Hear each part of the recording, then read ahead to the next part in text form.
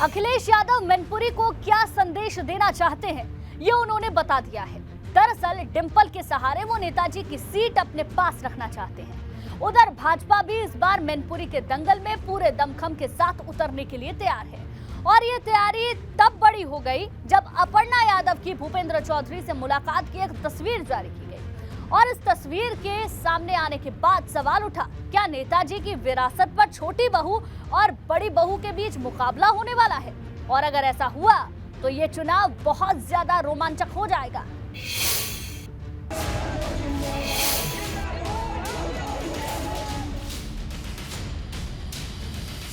मैनपुरी के सियासी रण की अभी आधी तस्वीर ही साफ हुई है और आधी तस्वीर साफ होनी अभी बाकी है, क्योंकि अब सबसे बड़ा सवाल तो यह है कि डिंपल यादव के खिलाफ भाजपा की तरफ से मैदान में कौन होगा। डिंपल के खिलाफ भाजपा की रणनीति कैसी होगी और सपा के अगले किलो को भेदने का ब्लूप्रिंट क्या होगा। शनिवार शाम ढलने से पहले सीएम आवास पर प्रत्याशी के नाम को लेकर भाजपा कोर ग्रुप की बैठक हुई। करीब आधे घंटे तक नामों पर चर्चा चली। सवाल ये उठा कि क्या बैठक में अपर्णा यादव के नाम को लेकर भी चर्चा हुई, क्योंकि जिस दिन सपा ने डिंपल यादव के नाम का ऐलान किया था उसी शाम अपर्णा यादव भाजपा प्रदेश अध्यक्ष भूपेंद्र चौधरी से मिलने पहुंच गई थी। पार्टी अगर उनको सामने करती है तो भाजपा के पक्ष में अगर किसी भी तरह का एक माहौल बनता है या एक चुनावी कुछ संदेश जाता है तो भले ही उनको उसका फ़ायदा मिले, लेकिन एक राजनीतिक प्रतिद्वंदी के तौर पर मुझे लगता है डिंपल ज़्यादा मजबूत कैंडिडेट बन के उभरेंगी, क्योंकि इसके पहले वे कई बार चुनाव जीत चुकी हैं। पब्लिक स्पीकिंग उनकी लोगों द्वारा पसंद की जाती है, उनका कनेक्ट महिलाओं में युवाओं में बेहतर है, जबकि अपर्णा के सामने ऐसे मौके कम आए हैं।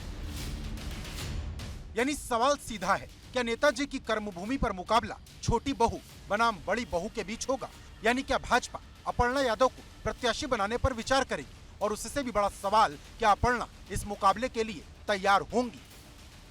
भाजपा ने अभी उनसे बात की है, जेपी नड्डा जी ने बात की है, अमित शाह जी ने उनसे बात की है, लेकिन मुझे लगता है कि डिंपल के खिलाफ अपर्णा शायद ही चुनाव लड़े। अगर लड़ती भी हैं तो चुनाव निश्चित रूप से रोचक होगा। भाजपा का ये पुराना इतिहास है कि वो विरोधियों के मजबूत गढ़ में पहले सर्जिकल स्ट्राइक करती है और फिर उस किले पर कब्जा कर लेती है। और इसका अगला एपिसोड कहीं न कहीं मैनपुरी में दिखाने की तैयारी है। जब विधानसभा चुनाव में अपर्णा को टिकट नहीं मिला था तब ये भी चर्चा हुई थी कि भाजपा ने अपर्णा को मैनपुरी सीट के लिए बचा कर रखा है। नहीं, अभी मैं कोई टिप्पणी नहीं कर रहा, लेकिन भारतीय जनता पार्टी किसी को भी प्रत्याशी बनाए, बहुत ही रोचक चुनाव होगा और भारतीय जनता पार्टी जीतेगी। भाजपा जानती है कि अगर मैनपुरी में उसे जीतना है तो कुछ बड़ा करना होगा, और ये बड़ा तभी होगा जब प्रत्याशी दमदार होगा। अपर्णा के नाम की चर्चा बहुत जोर से चल रही, लेकिन अपर्णा का नाम आते ही सपा खामोश हो जाती है।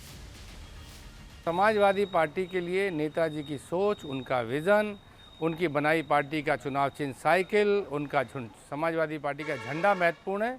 इसके आगे कोई भी लड़ेगा वो एक विरोधी पार्टी से लड़ेगा और विरोधी उम्मीदवार की तरह जनता और पार्टी के लोग उसे ट्रीट करेंगे। नामों से कोई फर्क नहीं पड़ता। पिछले दिनों जब मुलायम के निधन के 11 दिन बाद सैफई में शांति यज्ञ हुआ था, तब अपर्णा यादव भी उस कार्यक्रम में शामिल हुई थी। लेकिन अब हालात बदल चुके हैं। परिवार अपनी जगह, सियासत अपनी जगह। पिछले चुनाव में डिंपल को हराने वाले नेता भी ये कहते हैं कि मैनपुरी में अपर्णा मजबूत नाम होगा। बीजेपी से कौन उतरता है? बीजेपी से कोई पार्टी का कार्यकर्ता उतरेगा और उसके बाद में अपर्णा यादव भी एक मजबूत नाम है, और अगर उनको पार्टी टिकट देती है तो निश्चित रूप से वो अच्छा चुनाव लड़ेंगे। या पार्टी जिसको भी टिकट देगी सारे कार्यकर्ता मिलकर चुनाव लड़ाएंगे। भाजपा से अभी किसी का टिकट पक्का नहीं हुआ है, लेकिन अपर्णा की एक्टिविटी बताती है कि वो तैयारी में जुट चुकी हैं। अपर्णा यादव मुलायम सिंह यादव के दूसरे बेटे प्रतीक यादव की पत्नी है। प्रतीक यादव मुलायम सिंह यादव की दूसरी पत्नी साधना गुप्ता के बेटे हैं। 2017 में अपर्णा ने लखनऊ कैंट विधानसभा सीट से चुनाव लड़ा था। तब अपर्णा यादव भाजपा की रीता बहुगुणा जोशी से हार गई थी और 2022 विधानसभा चुनाव से पहले सबको चौंकाते हुए भाजपा में शामिल हो गए। अब अगर अपर्णा डिंपल के सामने ताल ठोकती हैं तो ये मैनपुरी में अब तक की सबसे बड़ी लड़ाई होगी। तब अखिलेश के सामने मैनपुरी सीट को बचाने की और भी ज्यादा चुनौती होगी। तभी तो पूरे समाजवादी कुनबे ने अभी से इटावा और मैनपुरी के चक्कर लगाने शुरू कर दिए हैं। और जब ये चुनाव हो ही रहा है तो मुझे उम्मीद है, पूरा यकीन भी है कि मैनपुरी के लोग बहुत ऐतिहासिक तौर पर इस चुनाव आदरणीय डिम्पल जी को जिताएंगे, और इसलिए भी जिताएंगे कि मैनपुरी के एक एक परिवार के लोग मेरे साथ हैं। और अगर मैं नेताजी की बात करूं तो मैं कह सकता हूं 3-3 पीढ़ियों के साथ जज्बाती रिश्ते रहे। जिस सीट पर करीब 3 दशक से समाजवादी पार्टी का झंडा बुलंद है, जिस सीट पर मुलायम सिंह यादव ने साइकिल की रफ्तार को कभी सुस्त नहीं पड़ने दिया, उस सीट पर लाल परचम लहराने की जिम्मेदारी अब डिम्पल यादव के कंधों पर है। Bureau report, ABP Ganga.